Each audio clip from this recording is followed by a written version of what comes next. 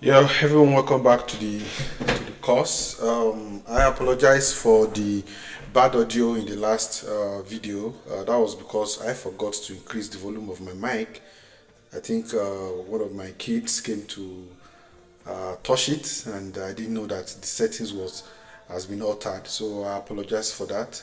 So proceed. I've not been too well because of cold in the last few days as well. So that's why we've not had a lot of videos coming in. But we're going to move faster with JavaScript now, like dropping every video once every week, so that we can take it up further from there. So today we're going to be looking at JavaScript functions, and we'll see how function works.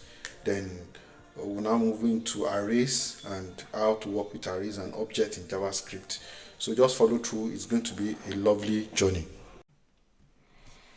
So this code, the code of this course is actually on my GitHub account.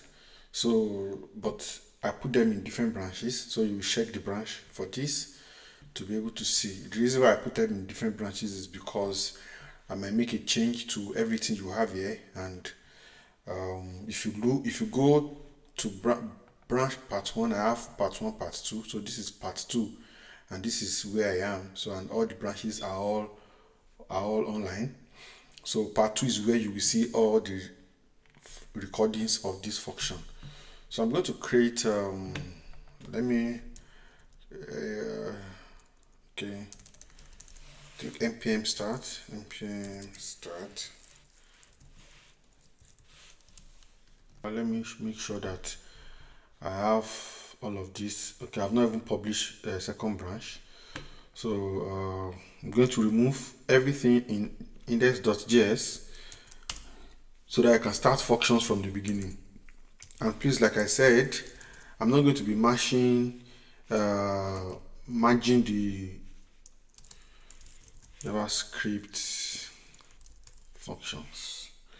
So I'm not going to be merging most of the branches. So I cleared everything in the first branch. That's part one branch. So this is part two, and the part two branch will also be committed. First commit. So this is where you will see. Then I'm going to publish this branch now. So it's going to be published now uh, to my repository. But if I decide to go back to part one, this is now the difference. You will see all the files in the first branch in part one. So, but if you are joining in part two, just make sure the branch you select in my GitHub is going to be uh, um, it's going to be this particular part two, because that's where we would have the function class we are going to be talking about. That's where we're going to have it captured. So let's now proceed to start working on what is JavaScript functions. Again, I like to explain things in a very calm way and to start so much from the beginning to make it very easy. So functions, as a software engineer, you will continue to use functions for as long as possible. In fact, that is what you are working with all through. So most of your application is going to be functional programming. So a bunch of code that you want it to do something, you put it in a function. So you just call that function, and you can use that function everywhere in your code. So that is why we call it functional programming, where you write chunk of code in functions, and you will now be able to use those functions anywhere within your application by just importing it.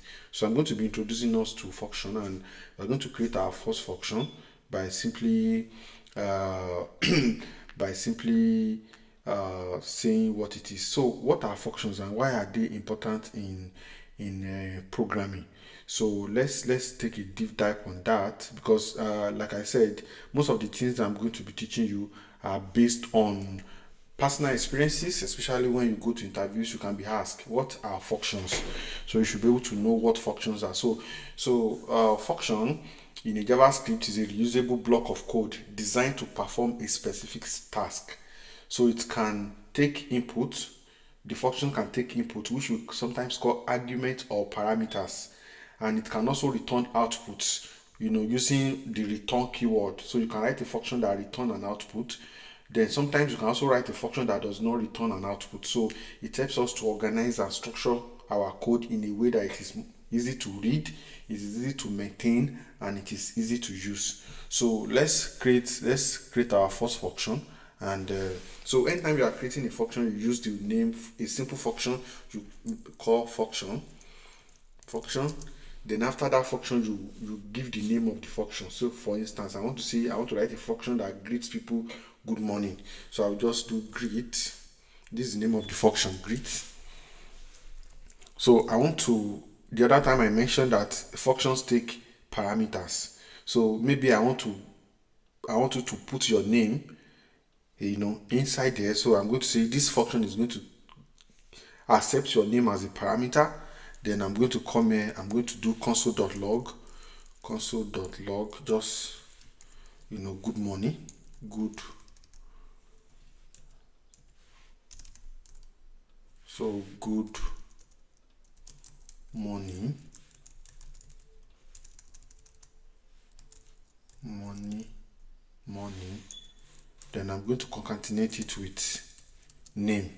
So whatever is your name is, so that is the function. So it takes your name. So what it means is that I can now call this function anywhere within my application to always echo out people's name rather than trying to write it everywhere I want to use it. So I can simply say greet for instance, and like this. Now if I do greet like this, it's supposed to throw an error that this greet expects a parameter name. All right, but I really do not know why it is not bringing that error. So I'm going to put my name here, and I'm going to say Tosin. So if we run our code now remember that I'm just console.log within the function. So when I call this function, this is the code that we run. To just console.log, pick the name and put the value here. So if we do npm start now, you will see good morning Tosin, and it's joined together. So I'll just come here and give I'm just going to come here and give a space. So then I'm going to run that code again, npm start good morning Tosin. So that's an example of a simple function. So let's talk to why are functions important in programming. Why are functions so important in programming? Number one, functions allow us to write code in smaller and logical chunks. Smaller, like I said, and logical chunks, improving the code readability and maintainability. So let's say for instance, we're going to be writing a lot of functions. So let's say for instance, I want to write a function that calculates the area of a triangle. So a function that calculates a function that calculates the area of a triangle. Okay, so I'll just write the function like usual function, calculate area, that will be the name. So, and most of you, if you remember your mathematics very well, what is area? Is length times breadth, so, or width times height. Yep. So like this. So this is how to write a function name, the keyword function, okay, then the name of the function, then this open and close bracket, then this curly bracket as well. All right, so here is where we take parameters. So when we want to calculate the area of a triangle, we need to get the width. So I'll just put the width. Then we also need to get the height. All right, so I will now multiply the width and height. In this case, I'm going to use return. So return, that is width times height. Okay, simple. So that's what this function does. So anywhere I want to calculate the area of a triangle, I'll just call the function and I pass the width and height of the is it rectangle? Area of a rectangle, yeah, rectangle, not triangle. I've forgotten. Rectangle, whichever one. I think triangle is half base times height. Yeah. So rectangle is width times height. So that's just the area of a rectangle. So if I want to calculate the area of a rectangle of height 10 of width 5, so I'll just call console.log so that it will be able to output the return value, so that I'll be able to see. That's why I use console.log. Then I'm going to pass calculate area into it. Then this calculate area is taking two parameters, and it's intelligent enough to let me know that width of any, height of any, so it's expecting to return number. Okay, so because we are performing an arithmetic operation, and when you perform an arithmetic operation, the return type of that variable is going to be a number. So that's why it's just showing us there. You can see width any, height any, number. Okay, so here I'm going to put the width to be 5, then the height to be 10. So if you come here now and do npm start, for instance, you can see 5 times 10 is 50, and that is why it's there. So that's how we handle the areas of a triangle, and that's how we can easily write a function to handle that for us. So let us also go further to do the area of a triangle this time around. So function triangle area triangle. Okay, so I mean, whatever name you want to give it is what you need. So the area of a triangle is half base times height. So base and height, those are the things we need. So in this case now, we're going to return half 1 divided by 2. Okay, 1 divided by 2 times base times height. Okay, so this way. So if we do console.log into area triangle, we'll provide the base to be 3 and the height to be 9. Okay, if we come back here to do npm start, for instance, then it's going to give us 13.5. So that is the half of 3 times 9, so which is 13.5. So that is an example of, so if I want to call, I don't need to be writing width times height again every time I want to call a particular I mean, to do this calculation. So that is the advantage of doing things like this.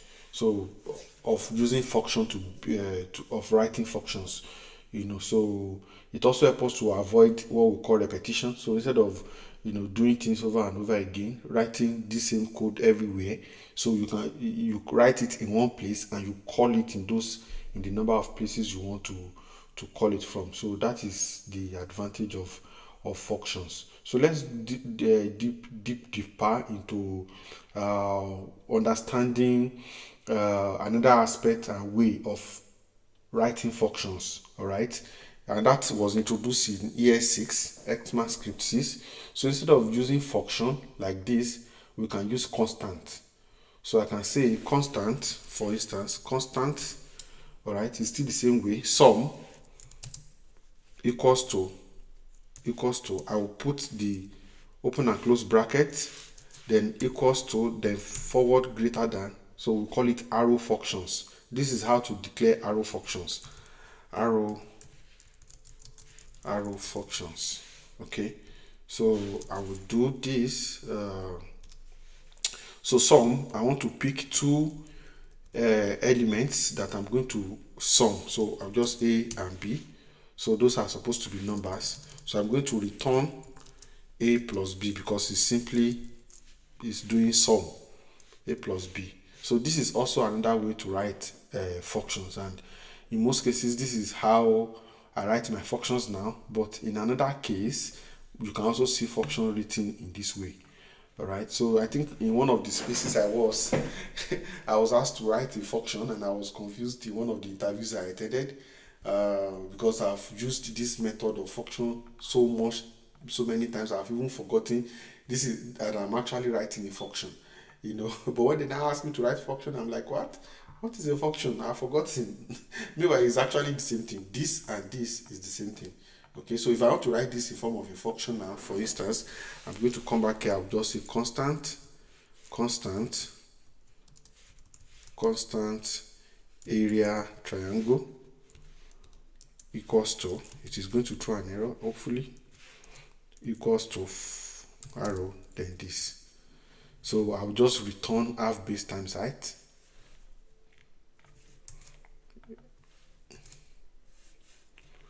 Half base times height, copy, paste. Yeah, so now this is supposed to throw error because base is not declared here, but because I don't know if this is a TypeScript file, it is going to throw an error because I'm trying to perform an operation base times height on something that is not declared within this scope. So if I comment this out, we are going to see an error. All right, this is area triangle 3 and 9. All right, but look at it here. I did not specify that it's going to take base and height, but I'm multiplying base and height. That the function, this is going to throw an error because let's look at the error. Yeah, see, it's through an error, reference error. Base is not defined. That's this base here, because we did not define it. We are just calling a variable that is not defined. All right, so you see that we define it locally and say constant, just wash constant base equals to 10. Now if I run the code again now, just wash, because in this case base has been declared as a constant, that has been declared, so it will throw error for height because height is not seen. So if I click np start, see error, height is not defined. So we want to use a variable that is not defined. So if I come back here now and I do, if I come back here,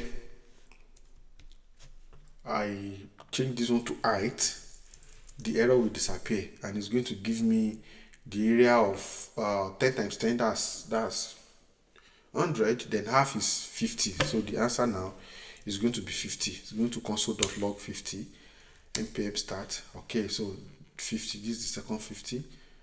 This one is also 50. 5 times 10 here, 50. So that's why we have 2 in the console. Okay, so that is now in this case, if I call area triangle, all right, and I'm saying 3 and 9, let me see, is this supposed to work? Because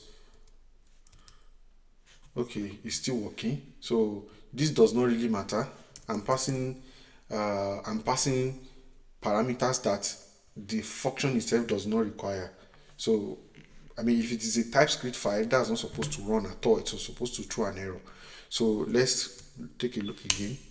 Exactly. Good morning, Tosi. 50. So everything works fine. But the disadvantage of declaring the value of the parameter here is because I cannot use this function to calculate any other triangle with a different base and height value. I will have to come and be changing it inside the code here, which does not make sense and defeat the purpose of writing a function. So instead of that, I'm going to pass base. I'm going to move this base right in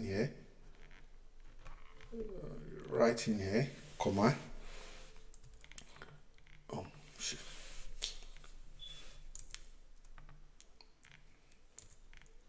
So base, I'm going to put the base here, and I'm going to put height here, height. Okay, so then I will remove this. So this way I can use this area of a triangle to calculate different triangles with different base and height. So if the base of this one is 3 and 6, I can do the same thing for another one with 7 and 10. Okay, so that's the advantage of using a function. Then I can do another one for 6, 4 and 9. Okay, so if I now come back here and run my npm start, you can see 9, 35, 18. So this simple function now has helped us to calculate the area of 3 triangles, all right, without having to write all of this over and over again. So that's the advantage of, writing a function. And I've moved here to now use arrow function. The other time I explained normal function, so this is arrow way of declaring a function. So that's what I just did here. So here too, if I do console.log, and I put sum inside, sum, and I pass any two value, 56, 20. Okay, let me comment out these three, then I come back here, I type npm start, so 76, that's 56 plus 20. So that's a simple way of how to declare functions. So I'm going to give you an assignment. In that assignment, you're going to create a function that calculates simple interest. Create a function that calculates simple interest. So go and look for how to calculate simple interest, then create a function that calculates simple interest of a loan taking. So I've forgotten the formula. Go online, look for the formula of how to calculate simple interest, then write a function in JavaScript that calculates the simple interest of a loan. Okay, so that is how to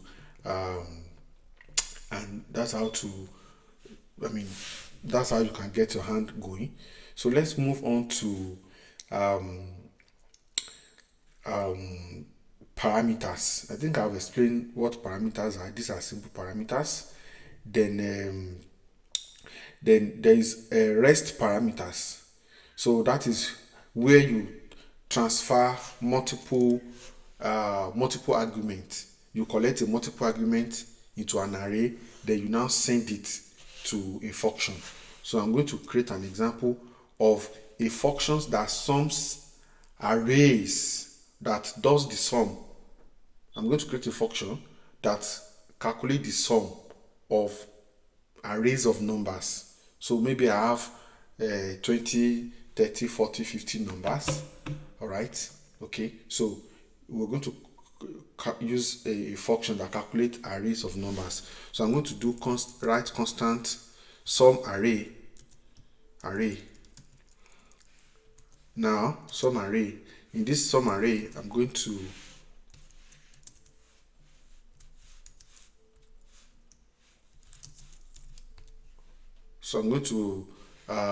return. So I'm going to use something we call dot reduce. We'll still get to that in our arrays when we get to dealing with arrays, but just follow through. So here, this sum array is going to take a spread. We call it spread operator in JavaScript. You spread something. It's like spreading something. That dot. So we are spreading numbers. So we are saying anytime you pass an array into this function called sum array, spread the value here. So if I'm going to explain when we get how it's going to look, how the sum is going to see it. All right. So here, I'm going to now say return numbers dot reduce. Reduce is a functionality that helps us to look through an array by picking the first one and calculating and doing some calculations on it. I don't want to get to the complexity of it, but just follow. So it's going to take this reduce is going to take a callback function called total. We'll get to what a callback function is later. Null and number. Okay, so what is going to happen is that it is going to look through the array and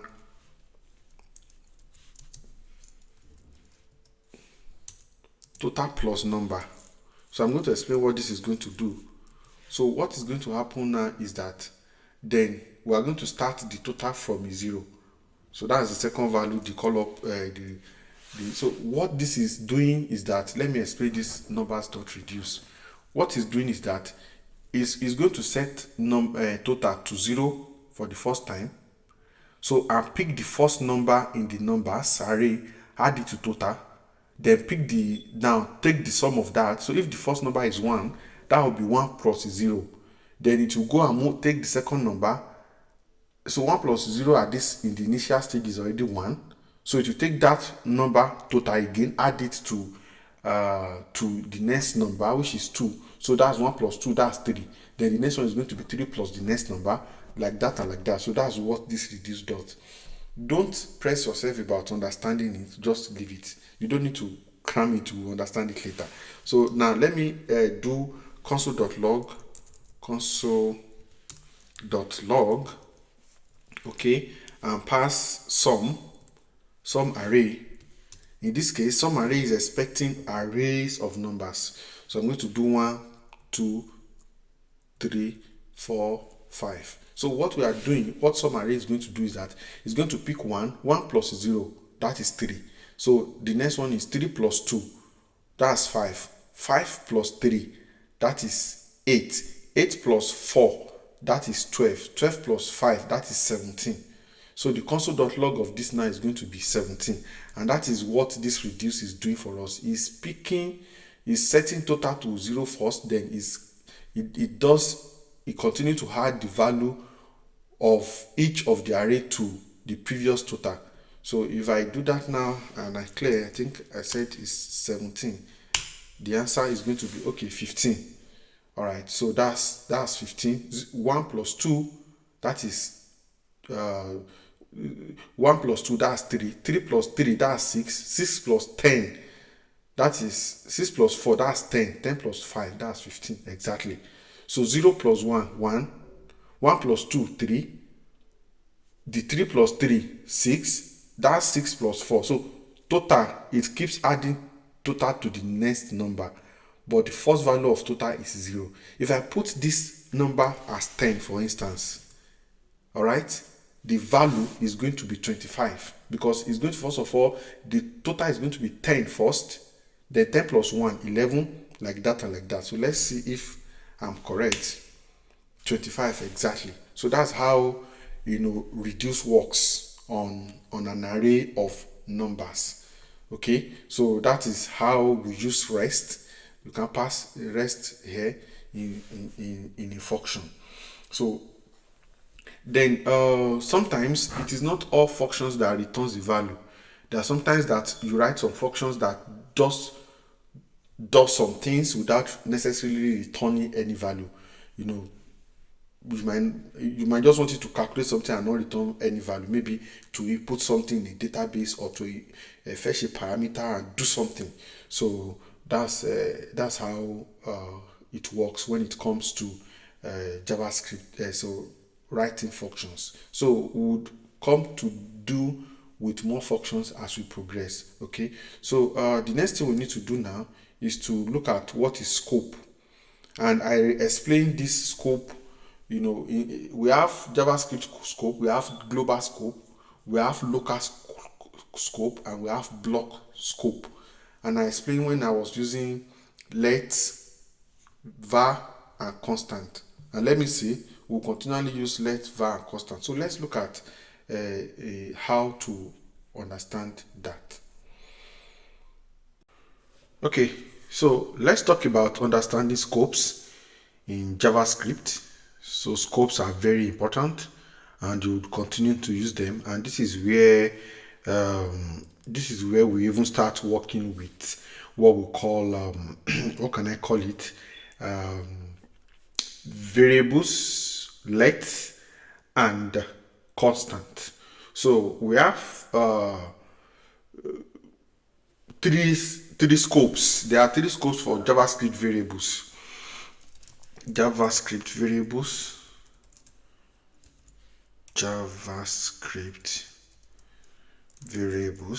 Okay, so we have 3 scopes. So there is the global, local, and block. So global, local, and blocks. So my training for software development is actually preparing you to be competitive globally. And competitive means you should be able to attend any interview, and if they ask you any questions about terms and terminologies, you are able to provide a straightforward answer to it. Okay, so it's not just about knowing how to code, it's about knowing the different terms and the different terminologies that you should know. So what is scope? When they say what is scope in JavaScript, scope, is very important, and it tells you about how a variable can be accessed within a program. So global scope, for instance, when you declare a variable for a global scope, it means the variable can be accessed, all right, throughout the entire program, throughout the code, or throughout the entire program. Okay, all right, it's throughout the entire program, and I'm going to give you an example. So, and when you want to declare variables going forward, we use let and constant because those are ES6 syntax. Okay, so let's say let global age, the name of the variable does not matter. It doesn't have to even be global. Let's say age equals to 24. Okay, 34 for instance. Okay, so I'm going to declare a function and say declare age. Okay, declare age. So I can do console.log age. So in this instance, this age is accessible. This age is accessible everywhere within the application. It's accessible everywhere within the application. The age, this age is accessible because it's here. It is a global variable. I can access it inside this function. So if I do console.log, or if I just call declare age variable, for instance, declare age variable, for instance, and I come back here to clear, and I run my scope npm start. Okay, so that is 34. As you can see, it's 34. That's the 34A. So that's an example of a global variable. If any other place where I declare any function, I can call it. So that is global. So now let's talk about local variable. I'm going to create another function, and I'm going to call it declare name function. So when I'm done, you will understand the difference between global and internal. So function into declare name, okay, equals to, I'm not using, so let me do const. So inside here now, I want to use let name equals to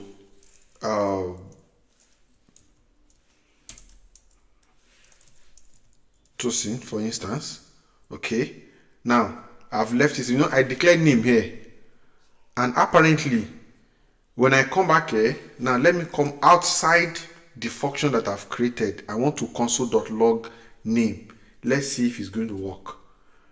All right, let's see if it's going to work. So let me just say console.log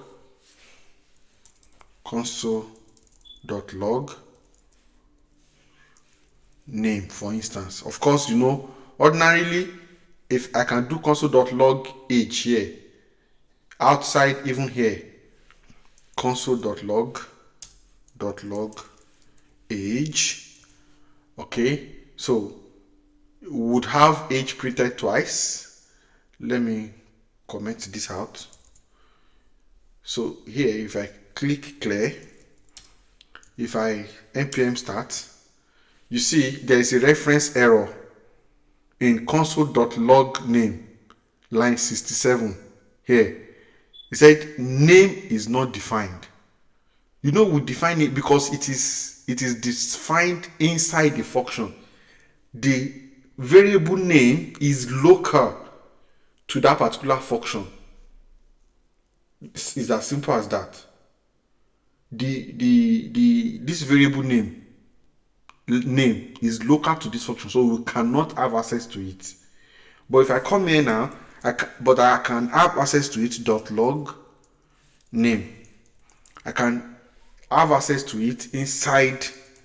If I now do declare name, I call that function. No, I don't even need to put it inside console.log because it's already logged inside.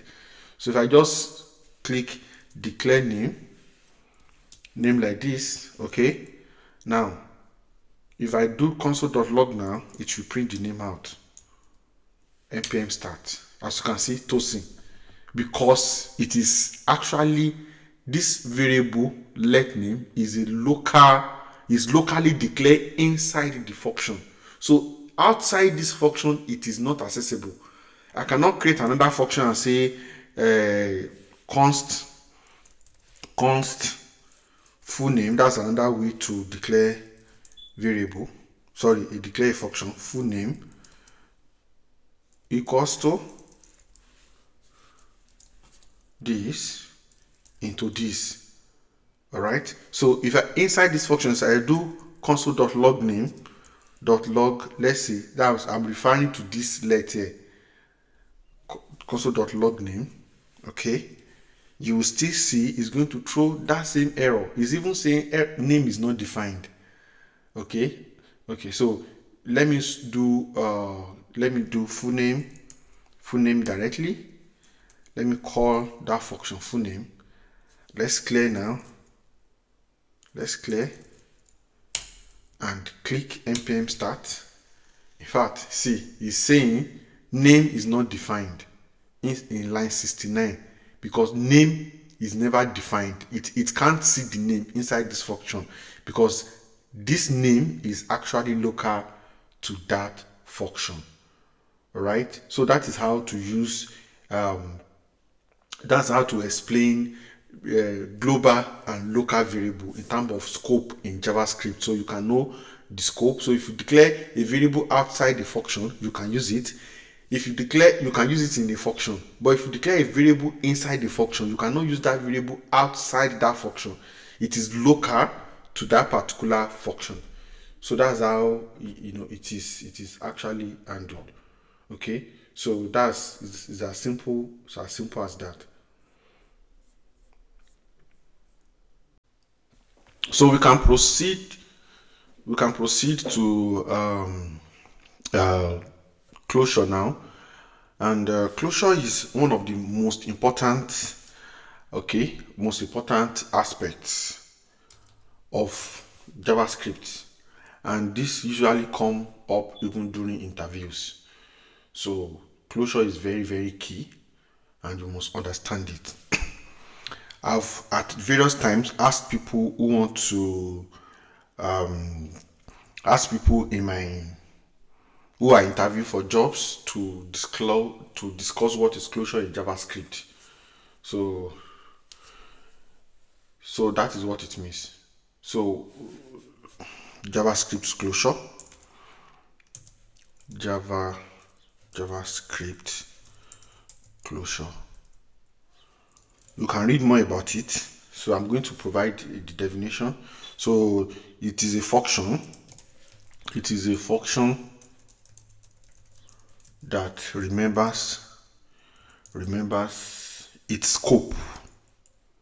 Its scope even after the outer function has been executed. Even after the outer function has been executed. I'm going to explain this with a function. So I'm going to call a function new access. Just anything can be the name of the function. Then we are going to move forward to say create a variable, let sentence. Let me just create a variable called sentence. Just declare a sentence equals to Okay,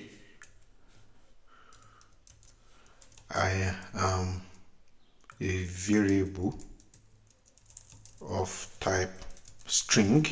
I'm a variable of type string. Then from there, I'm going to return a function.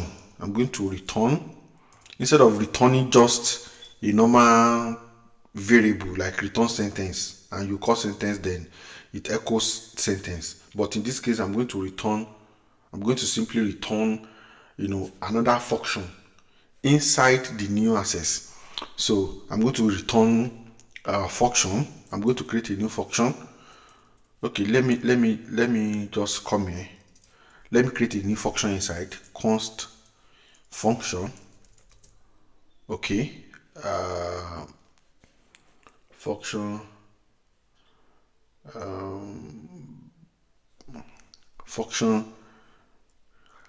inner access, inner function, inner func. Okay, equals to. So in this inner function now, I'm going to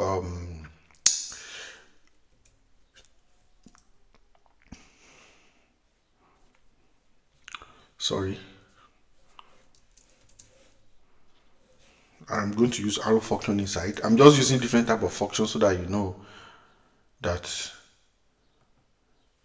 Oh, okay, constant. I'm not supposed to use constant inner function equals to console.log, console.log. Okay, sentence. So I'm going to console.log sentence. So here I'm now going to return the inner function. So this function new access is returning a function that is inside of it. Okay, so if I say constant inner constant, this constant, for instance, I'm setting a new variable called constant access function. Will it not disturb? Will it not confuse? Okay, this is a new constant, for instance. So this is a new constant. So constant inner. So take this inner as a new variable, but I'm going to set it to new access. Okay. Then I'm now going to console.log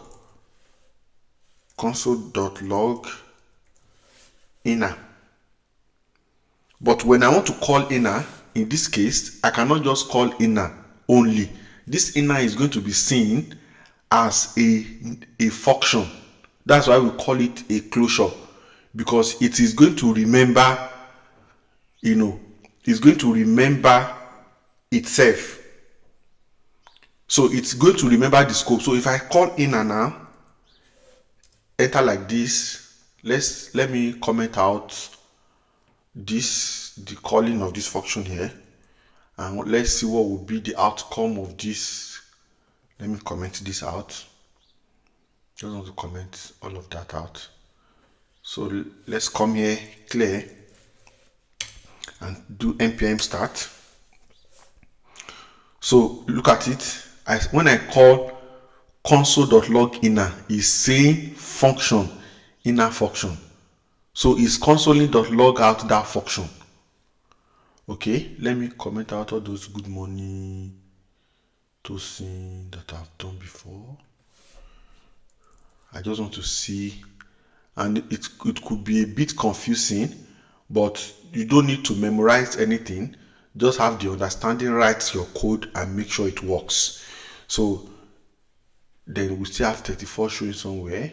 Console.log declare age, yes. So let me clear this now. Clear.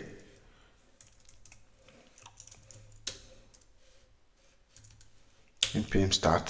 So it's saying a function, inner function. That's what I'm calling this inner function, because that's the scope of this particular function itself.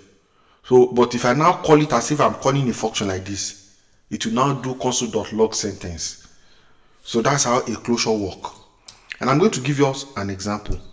You see now, I'm a variable of type string. All right, I'm a variable of type string, and there is an undefined here because console.log is already inside. I'm supposed to just call inner straight, inner here, just call inner like this, and if I clear it now, we'll not see that undefined again. I'm a variable of type string. So it's as simple as that. Okay, so that's what closure is. This closure is returning the outcome of this particular function that is inside of it. So when I can't call new access directly now, all right, without passing this function into it, because it's going to be calling this particular function. All right, so that's the essence. Now if I do console.log, let's see something. Console.log, just in new access only, new access like this. All right, let's see what is going to happen. It's going to also npm start. It's going to say a function new access. So I'm just calling the function, I'm not executing it. A function will only be executed if I put this in front of it. Then at this point it's going to be executed. Clear, is going to be executed. Oh, okay, now it's now executing the inner function. If you look at the initial output, it was function new access. Okay, but when I now put this, is now executing the inner function. That's why you see function. You see I called new access, but the function that is seeing is the inner function. Look at it, inner function. Now if I want to execute variable to execute this console.log, for instance, now we'll now say I'm variable twice. I will just have to put another open and close bracket in front of it. That means I'm going inside access to execute the function inside access, and the name of the function inside access is inner access, because new access is returning the inner access. So that's what closure is simply all about. A function that remembers the scope even after the outer function has been executed. This is the outer function. When it is executed, it remembers the scope of this inner one. So that is a closure. So this function is called a closure function. Okay, so so if I run it now, if I run this code now, npm start, you will see a variable of type string, a variable of type string, and the reason why we have all defined here is because we are console.logging what has already been console.logged internally. So if I return this now and I clear, just want you to see npm start, you see I'm a variable of type string, I'm a variable of type string. So that is how to call closures in JavaScript. So let's look at a use case on data encapsulation, and I don't want you to rush this. Just take it one after the other. You know, if you don't understand it, watch again. All right, so let's look at an example. Let's implement a counter function. That's the function that counts value for us. Okay, so we're going to create a function called counter function counter. Okay, function called counter. Then would inside this function we're going to put another function that return an increment. So we're going to set let count, okay, equals to 0. Let that be the first value of count. Then return want this function to return another function. So function, so the name of this function is increment. So we are saying perform an increment on a count. So we'll simply return, we'll now count, we'll do count plus plus count, that's plus plus, that's increment. We'll now return count at this point. So this is a single increment. We are we are increasing the value of count by 1. That's the meaning of count plus plus. If you see count plus plus, that's increment by 1. If you see count minus minus, that's decrement by 1. Okay, so now we'll now move on to do constant my counter, okay, equals to counter into, all right, into counter like this. So we are calling this counter. So we'll now console.log the counter, and we'll do it twice, and you will see what the output is going to be, because every time you call it, it will be increasing. So I'm going to do console.log. Now I'm doing console.log outside because in the function I'm only returning a value. I'm not console.logging the value. Okay, but for me to see the value, I must do console.log. So my counter, okay, that's in the first time. I'm going to do counter in 10 places so that you understand the power of closure. So this is 1, 2, 3, 4, 5, 6, 7, 8. So now let me comment out where I'm calling this. Comment this out and also comment this out. So when we do console.log, let me clear this. Clear npm start. As you can see, 1, 2, 3, 4, 5, 6, 7, 8. That is what the power of closure, that is what it does. So this is an example of how to use closure. So every time it is increasing the value of count by 1, every time this my counter is called, this value is increased by 1 every time it is being called. So when you are more stronger when it comes to software development, you would continue to see the power of what closure can do for you, and you continue to meet the use cases of closure. Okay, so now let us look at the closure example in loops, for instance. Okay, in loops, let's look for the example is in loops.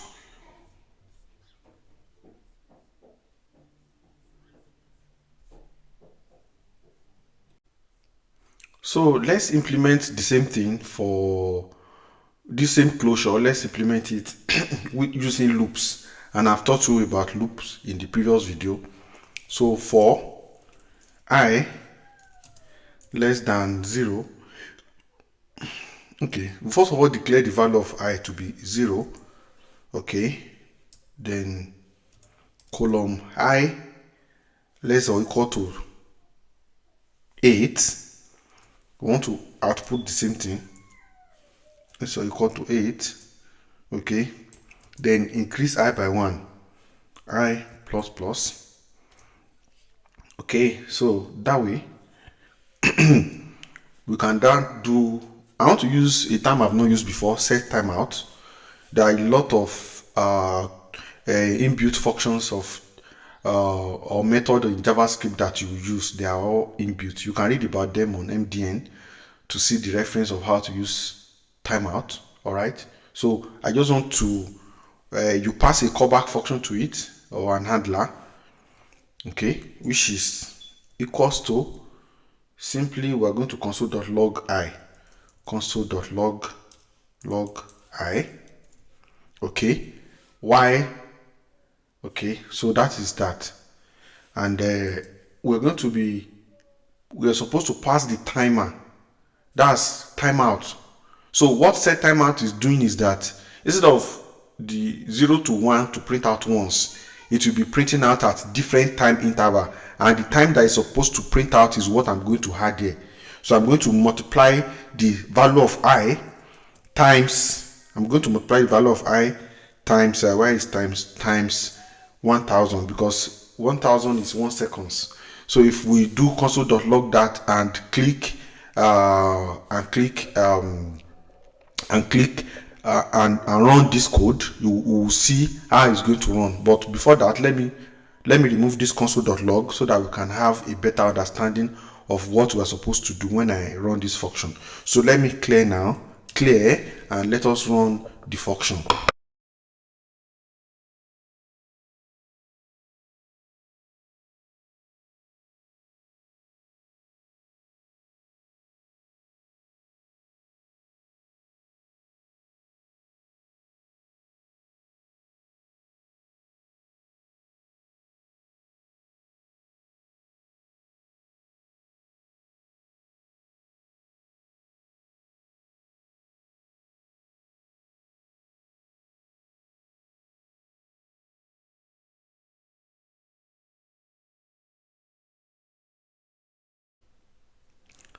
Okay, so you will observe the other time that it was outputting 999. The reason was because I forgot to add let here in declaration of I.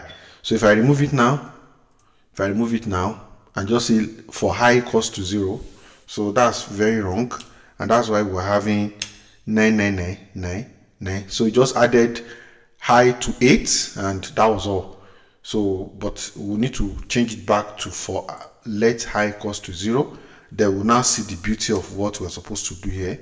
Okay, so let's start. You can see it's starting from 0, 0, 1, 2, 3, 4. So it is, yeah, so it is, so that's what the set timeout does for us. If I didn't put it in set timeout and just do console.log I, for instance, then it will just come out once. So let me speed it down. Let me do 2000 so that you understand the advantage of the set timeout. You use set timeout when you don't want something to happen at once. You see, it's a bit delayed. The next one is more delayed.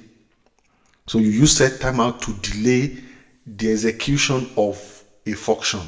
So you pass the function here as the first parameter, all right? Then you now put the time you want it to execute in seconds or milliseconds, all right? So that's how it works. So you can play around that to see how that works. So we'll move now to arrays and objects and see how we work with array. So what is an array? What's an array? When we talk about array in programming, what exactly is an array? So I'm going to, an array, I'm just going to type, is a collection. An array is a collection of data, a collection of data or items, and stored in memory location. So an array is a collection of items stored in memory locations. Okay, so you can look at an array as a group of data types grouped together. Okay, so we're going to look at how array works. Okay, so in this case we're going to be looking at the different methods you can perform on an array. And let me say that as a software engineer, you will continually use array, object, handling, using them all through your journey as a software engineer. So it is important that we understand how it works. So how do we declare an array? There are specific ways to declare an array. All right, so you can declare an array as in this format. I can easily say let ages, maybe I want to collect ages of students, ages equals to empty. So that is declaring of an empty array. So this age now is an array, this ages is an array. Okay, this ages is an array, all right, but it is an empty array. So that's one way to initialize an array, and this is always called an empty array. It's just an empty array. Okay, then another way to declare an array is we can say constant array of fruits. So in this case now we will pass the value of each fruit into the array. If the value is a string, is a type of string, it will be in double quotes. So we'll have orange. Okay, then we can have what other type of banana. We can also have cherry is also a type of an array, or whatever array type that you know. Cherry, so whatever fruit that you know. Okay, so this is how to basically declare an array. As you can see, instead of us declaring maybe we want to use let fruit 1 be orange, fruit 2 be banana, fruit 3 be cherry, we can easily just put them in an array. This sign is square bracket. square bracket. Like you can, from here you can see that it is looking like a square. So it's a square bracket. That's what you use in declaring of an array. Then in this case now, this array has types of string. All right, you can have array of different types. You can have const, how will I put it, mixed array. Let me just call the name mixed array. The name can be anything. Okay, it doesn't, the name can be anything. Let me say const my info. So you don't think there is, so equals to my info equals to square bracket. So maybe the first value I want to be for my info is age. So let's say 21. Okay, my address 22 QWL, New York City, New York. Okay, so that's, for instance, my address. Then what other thing can I have? I can have even a Boolean factor, my gender. Okay, so male. Okay, that's my gender. Then am I happy? Yes, true. I can put my status of being happy, true. All right, so that is simply how to, this is an array now that has this is supposed to be, okay, this is an array now that has an integer type. Okay, type of integer or number. Then this is an array of this is a data type of string. Then this is a data type of Boolean, and we've talked about data type at different types. Okay, so how do we now have access to an array, to this array? So let's take, for instance, I want to make a statement that I am a male of 21 years old and I live in 22 QL, New York, and true. Okay, so how do we have access to each of this array? Okay, so every item of an array has what we call an index, and every array starts with an index of a 0. So let me type it. Every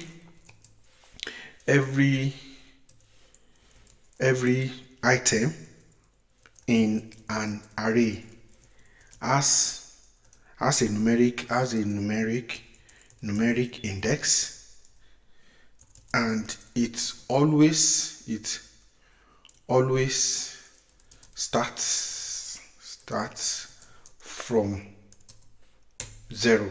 So a numeric index. So the index of this is 0, and it is incremental in that format, +1 +1. So this is 0 1, all of this is 1, then 2 3. So 0, it's every index starts with 0. Then you can now increase it from there. So let's take, for instance, I can say let me now put a statement together and comment it out. So const full statement equals to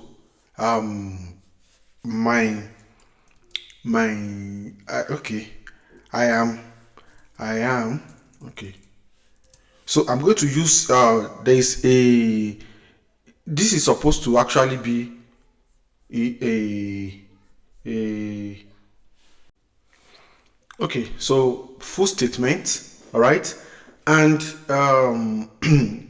for the first time I'm using this backtick to declare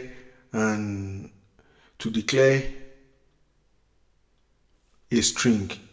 I'm using this backtick. Okay, so how do you see this backtick? If you are using MacBook, the backtick is exactly is the next button after your shift button. So you will see it is ahead of the control button from the left. So that's the backtick. All right, then if you are using Windows, the backtick is ahead of your tab button, so on your keyboard for most Windows. So the tab button, the button on top of the tab is the backtick. Then on Mac, it is the button after the shift button by your right. Okay, you see shift, then the tick button, then you now see ZXC.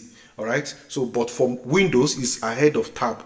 So now that is how, so that's another way of declaring like a string. Now I can make reference to a particular variable in here. So let me give you an example to understand, to explain how we work with this kind of stringified array. So let me say or let me just do const name, my name. Okay, let me create another variable called my name and put Tosin inside. We are getting to the cruise of programming now gradually. Okay, so my full statement. So if I want to have access to this, I am Tosin. So I cannot use I am my name like this. My name. Okay, this is not, as you can see, because it is tick. All right, it is back tick. It is going to see this word as just a normal string and not as a variable that is called Tosin. Okay, so how do I add this particular string, my name, to this full statement? So I'm going to use $sign, open curly brackets and close. Okay, yep. So as you can see, it has changed to exactly my name. All right, so $sign curly bracket puts the value of the variable inside, and if I do console full statement now, we will see that come up. Console.log full statement. Okay, so let me do clear now, and let me come up here and comment out this section of code. Oh, just sorry, comment it out. Okay, shift / oh, what's going on? Oh shit, just give me a minute.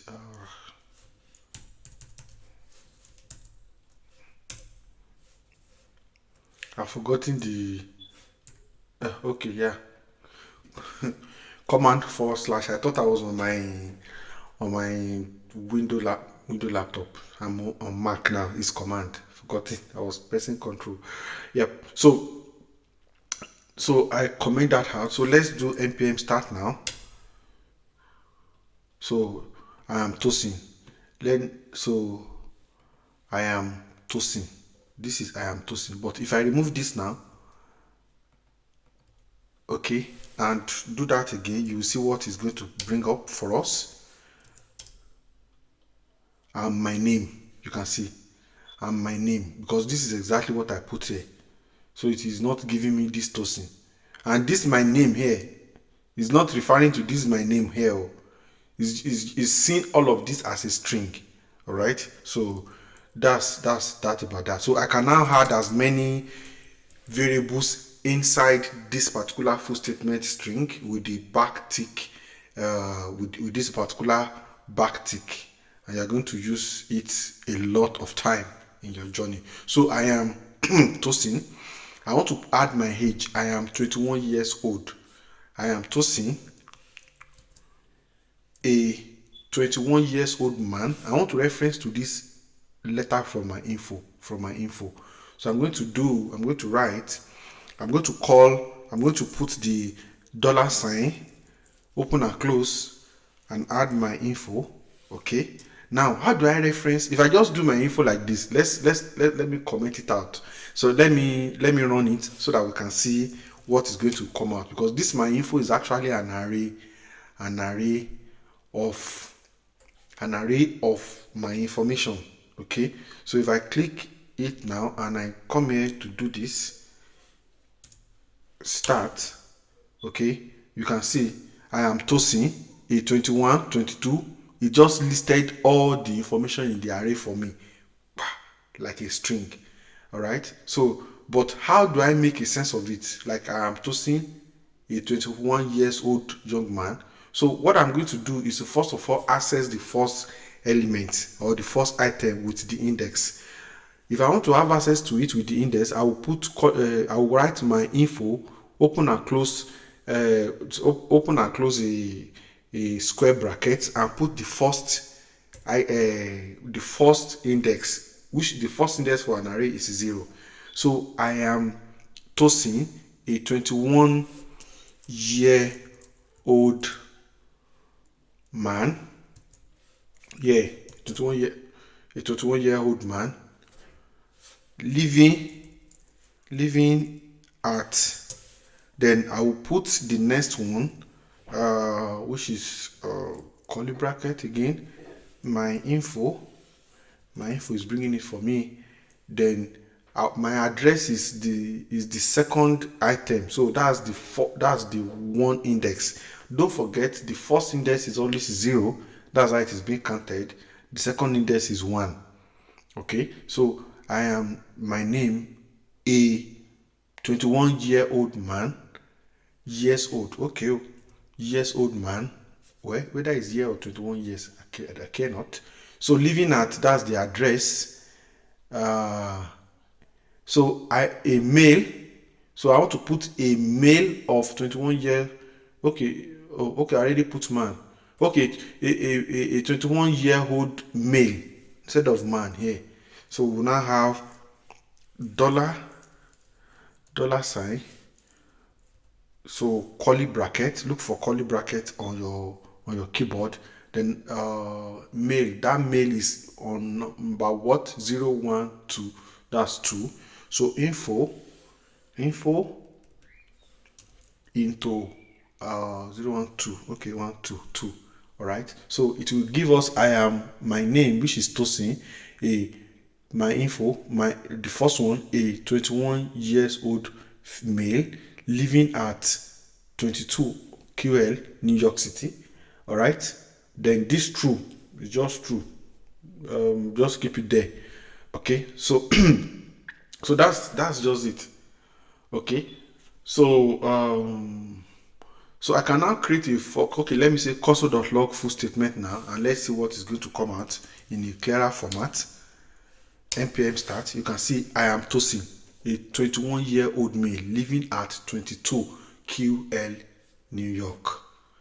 Okay, so that's how you work with arrays. Okay, so this array could be up to 1,000, and you can look through, you can add to an array. There's a lot of things you can do with an array.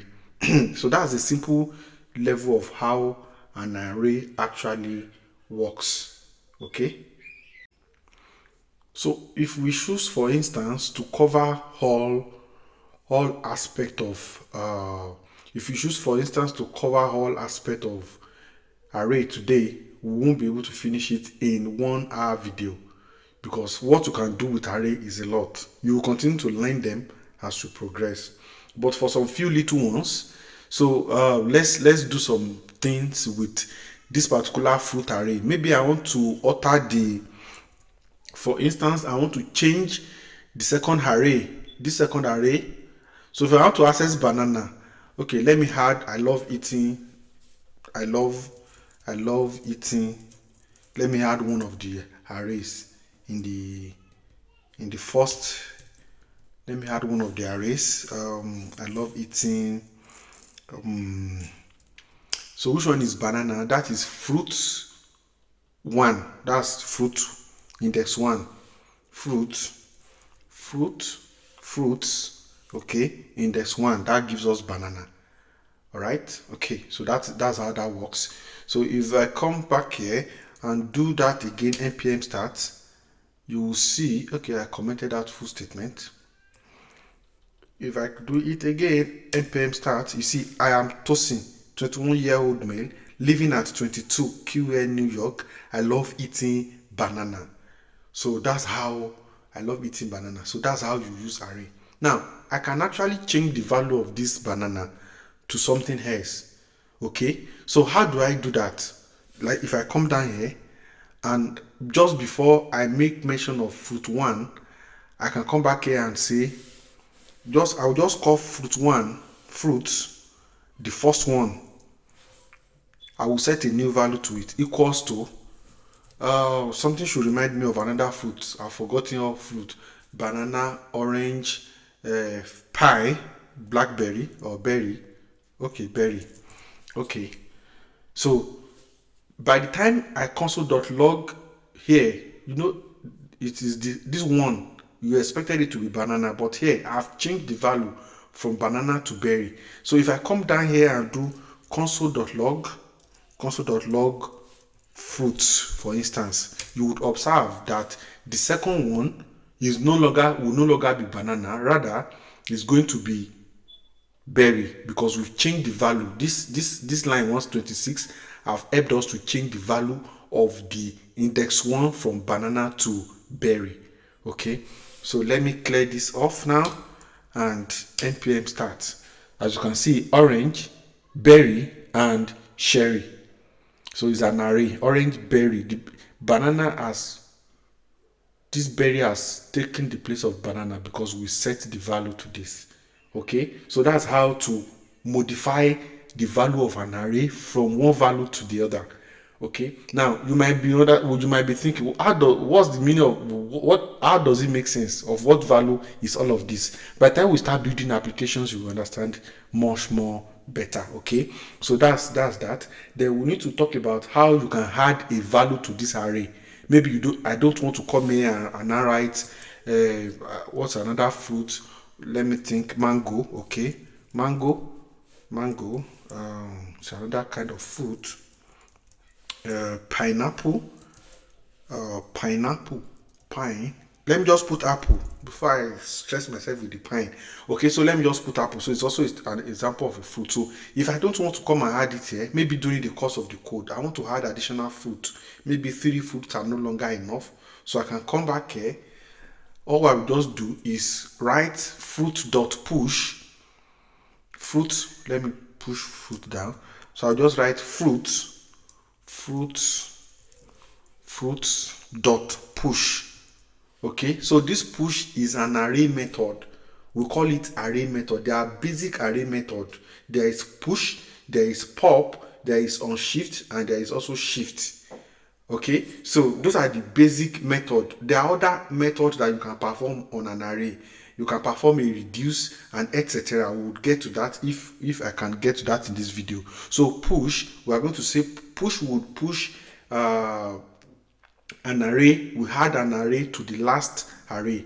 Let's get this fruit inside. Let me bring it down here so that I'll be able to see, you can see it at a stretch. Okay, yeah. So fruits dot push. So we push the value of what we want to add to the array to it. So put dot push. Maybe here we can now add here we can add apple. Okay, if I want to add additional one, I would add, let me see, I can add apple, pineapple, mango. Okay, mango. All right, so if we do console.log now, you will see the length of the array will increase by apple and mango. Clear.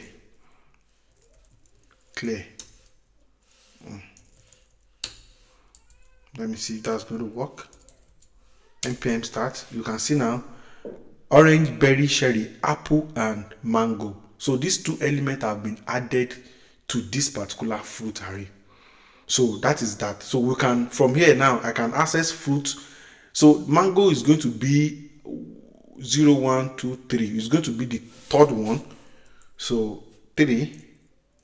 So if we run npm start again, you can see apple is there, which is the third one that was pushed here. So this array has been modified from what it is to a totally new array here because of the push.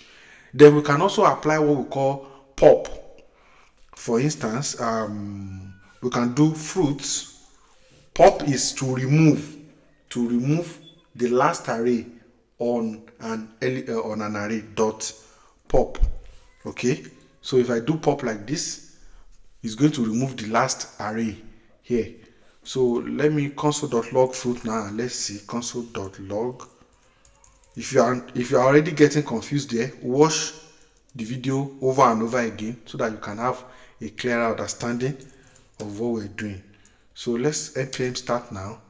You can see the last one, which is mango here, has been removed. You know, we no longer have it. Now if I had it here as let me do 4 here, you will see the mango will come out, but after doing this pop, it will remove the last one. So npm start, you can see okay, clear, yeah, we don't get confused. So you can now see mango, which is the fourth one as at the time, as at line 130, but since we've implemented a pop action on it, it will remove the last one, then we will no longer see it. So when we now do console.log fruit, we could only see apple. Okay, so that is how it is. So what if you want to add an element to the beginning of the fruit? Maybe you want to add another element to the beginning. So it is also very simple. We'll use fruit dot unshift. So this unshift will add the element at the beginning of it. So if I can remember any type of fruit again, orange, pineapple. Okay, let me put pineapple now. Pineapple that I've been running away from. Okay, so if we do console.log fruit now, you see at the beginning, instead of orange, we would have pineapple come up at the beginning. So npm start, you can see pineapple. So it fix it at the beginning of the array, then it put it at the last of the, it's on shift. This on shift add it, add additional element to fruit from the beginning. Why push had it from behind, from the last one? That's what happened. Now this pop actually, what does pop does? Pop remove the last element. What if we want to remove the first element, for instance? So if we want to remove the first element now, we'll just use shift, then we will not pass anything to shift because it doesn't take any parameter. Shift, so this particular shift will remove the first element. The first element as at this point is orange because we've removed the line that added pineapple. So if we do console.log fruit now, you will see that the first element of orange will disappear. So npm start, you can now see we now have berry. Initially it was, before I removed the unshift that added pineapple, we only have orange, cherry and apple. But the moment I had .shift on it, it removed the first element, which is orange, and is left with berry. So like I said the other time, you might be asking, what is the use case of all of this? What are they being used for? When we start building applications, you will understand. Maybe when you fetch an array from a database, an array of objects from a database, and you don't want to use the first array, you don't want to see the first list on that array, you can easily use fruit.shift to shift to remove the first one so that people can see the only one that is there. Another thing is that you might want to count, when you are fetching an array, we want to count how many fruits do we have altogether here. So how do we do that? You can say, we can just do console.log how many fruits do we have. We can simply say console.log, I'll use the back tick also in the console.log. We have how many fruit. How do we count the number of items in an array? It's very simple. I'll pass the array fruit dot. This dot is a method. These are different type of method we can perform: concatenate, copyright, entries, filter, find, fill, find index, flagged, join, index of length, pop, map. We will be doing a lot of mapping. Array.map, okay, reduce, write, reverse, shift, slice, a lot of these are different type of methods that you can perform on an array. So in this case, we want to use length. Length is to just count the number of items in fruit. So we have dash numbers of fruit in an array. Okay, so if you go to a website, for instance, and you are doing quiz on the website and something is showing you the number of quiz you've done, so we are just using fruit, we are doing dot length of your total number of the array of the quiz that is being fetched. Okay, so if we do this console.log now and clear and do npm start, you can see we have 3 numbers of fruit numbers of fruit in the array. Exactly. So at this point it's just 3. Even after we added the fourth one, after this push 1 2 3 4 5, okay, so you expected that we have 5, but it's returning 3. Why? Because we did a pop. This pop removed the first and the last one.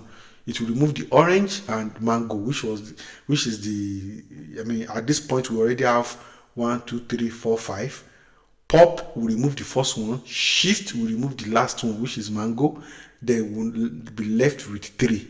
Okay, so let me add another one here so that we can explain that one better. Do we have apple? Okay, we have pineapple. Now if we now do the length should have increased to 4 now. Okay, should have increased to 4, not minding that here at this point, before we do this pop, let's check the length from here. Dot length, so that we will see the power of pop and shift. Pop and shift is just removing the first and the last. As at this point we have 1 2 3 4 5 6 there, so it will give us fruit to be length of 6. So let's look at it.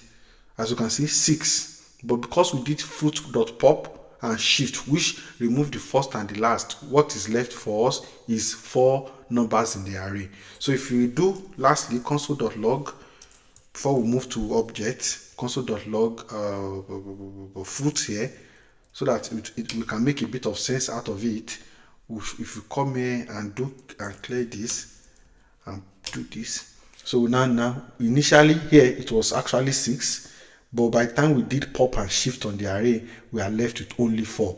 1 2 3 4.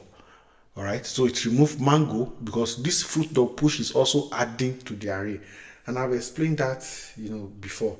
So those are array methods. Should I go to more use cases of array method?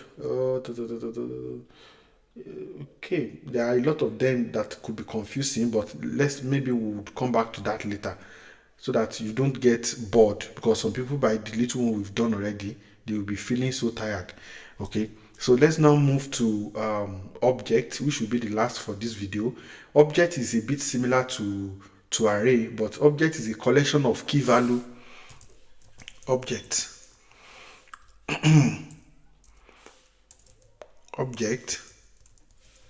is a collection of key value pairs. It's a collection of key value pairs. Yes, key value pairs. All of them are going to be used. Both object and array will be used.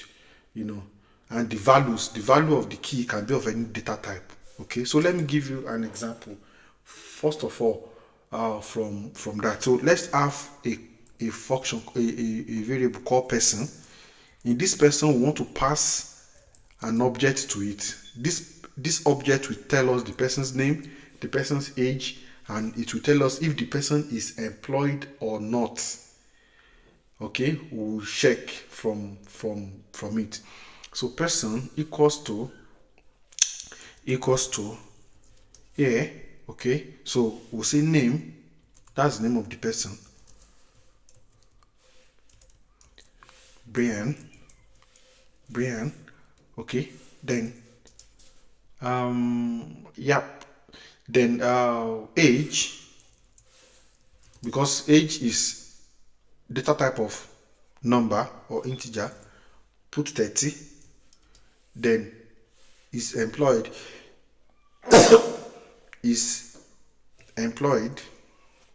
which is going to use just to answer a question, is the person employed? True. So this is an example of an object. It has a key. The name of the key is name. The name of the value of that key is Brian. Another key is age. The name is 30. You can have an object that even has a function. A function. Let me say, okay, I'll get to that later. Okay, so that's how this works. So how do we have access to this? Just like the console dot, just like we did with array the other time. So we can simply do console.log.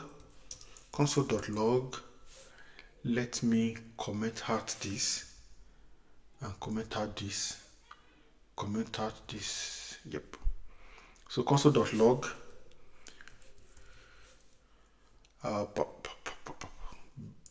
okay. Sorry, this is not this log. This. Yep. Okay, so his name is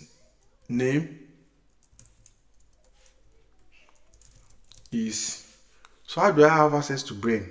His name is Brian. So the same method like this. Person, in case of an array, we access it by the index, but for an object we access it by the key dot. As you can see, it's giving me age, his employed name. So his name is person.name, and he is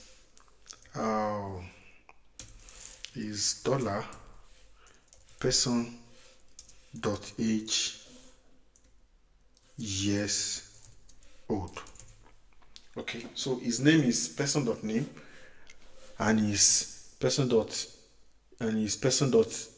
years old. So how do we check if he's employed? It's just returning true, and he is employed or unemployed. So I'm trying to put something that will help us to check if if he is employed. Okay, well, okay, so I can write a function that handles that, and that's the advantage of it. So function determine status, that's work status. There's a way I can do it. But let me just do it like this.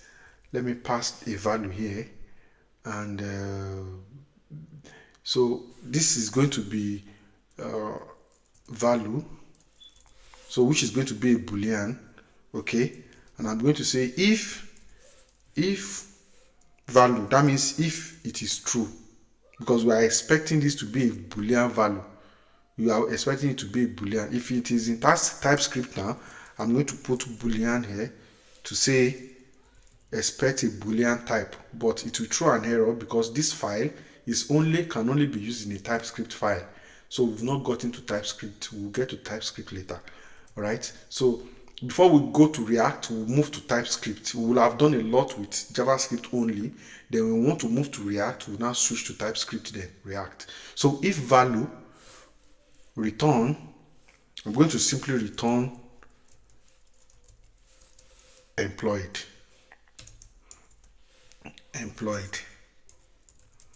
Okay, now you are now seeing the power of a function. Return employed. S, we've done if and else statement. Return unemployed.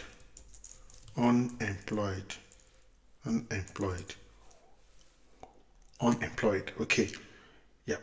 So here now I can now call this function and pass the value of his employee to it. So his name is person, and his person.age years old. Also he is, so I want to check if he's employed or unemployed. So all I do is I will call the function determine status, and I will pass the value of the person.is employed to it. Yeah, some of you is already confusing you now, but you have to keep going. You don't need to memorize. Just make sure your code works just like my own, and read it again. You would understand. So I will call determine status. Okay, I'm going to pass the value of that value to determine if the person is employed or not. So what am I going to do? I will say person, okay, dot is employed. I want to use it to check. So it is now going to tell me if the person is employed or not. So if I come back here and clear and do npm start, you can see his name his name his name is okay. His name is Brian, the first one, okay, and he's 30 years old. That's 30 years old, and also he is employed because the value of his employed is true. But if I change this to false for instance, and run this code again, you can see his name is Brian and he's 30 years old. Also, he is unemployed. So in this case now, if you are building an application for your federal government and you want to separate those who are employed and unemployed, you can just use this filter of if you can create a function that determine if a person is employed by taking the value of his employed status. So maybe that's what we want to show. We want to only fetch those who are employed and show it to the people. All right. So we'll get to the application of most of this in the future. So now the way we also modify array, can we also modify this particular object? Yes, we can easily modify this object. So by coming here, if I come here now and say person dot is almost the same name equals to Ada, okay. Now if we run this code again, we'll see his name is Ada. Automatically Ada has taken over from here. All right. So if in the future this guy become employed and you want to change this to true, we can easily say person dot employed equals to true. Okay, so that's how to modify an array. It's as simple as that. So in a very easy and going in a very easy way. So what if I want to delete his employee status, or maybe I want to delete his age, or I want to delete the name? I think we can use the keyword delete person altogether. It deletes that, delete person dot name. Now if I come back here and I want to run this code, it's going to throw an error because we've deleted name and name is no longer available in that object. See, he said his name is undefined and he's 30 years old. So he's not even throwing an error. He's now seeing person.name as undefined because here we've deleted person.name. If we are deleting this also, the same way, just delete, then put this there. All right. So in most cases, you will not use delete. Of course, you can also use delete. So that's how array actually works when it comes array and object work. So there's a lot of other things that we can use. There is Object.key, to help us to have access to the key of a person. So what Object.key does is that I don't really want to go deeper. Maybe the next video I'm going to go a bit deeper with array again and a bit deeper with object, because I don't want to learn a lot. It's going to be a lot if I want to teach everything we can do with array and object in one video. So let's just stop at this, and so I'm going to drop some assignments here on what you can do, assignment that you need to submit, and it's going to be an assignment, basic assignment the one that solves. I'm going to just drop the assignment here. They are going to be just intermediate assignment 1 2 3 4 5. Okay, so I will drop the assignment here, so everybody should do the assignment and give me an answer in our group. Okay, so I'll just dump the assignment here. I have it listed somewhere, so you can go to this file and get all the assignments.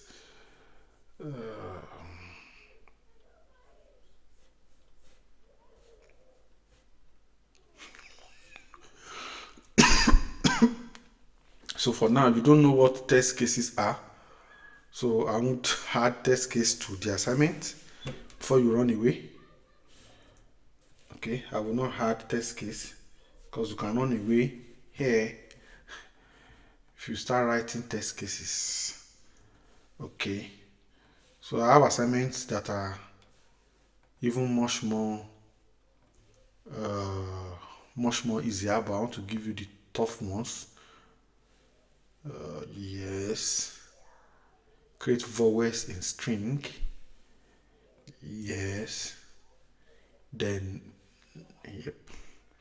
So you find the assignment here.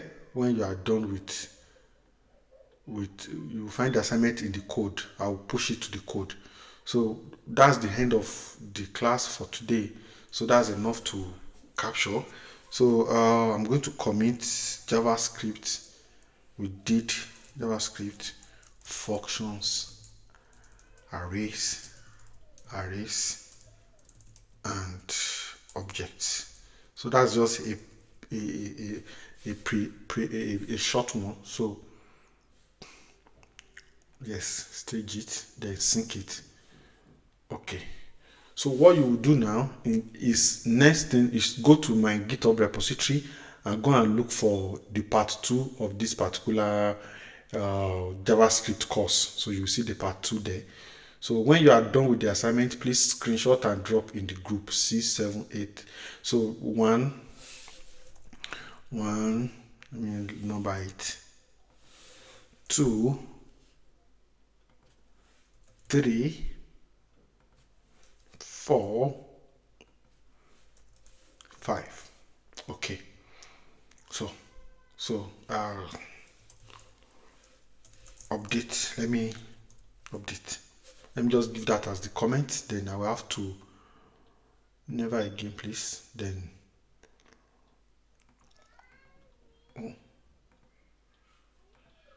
commit sync. Oh, I made a mistake there. I wrote never. Okay. So yeah, so that's all. So let's stop at that for this, so that you can have a break. I think it's enough to capture how many lines of code, almost 171. Yeah, so that's enough for us to capture for this one. So in the next video, I'll do a deep dive into array and object. Then after that, we can now move on to DOM, document object model. We'll start interacting with HTML again in the next video with JavaScript. Thank you.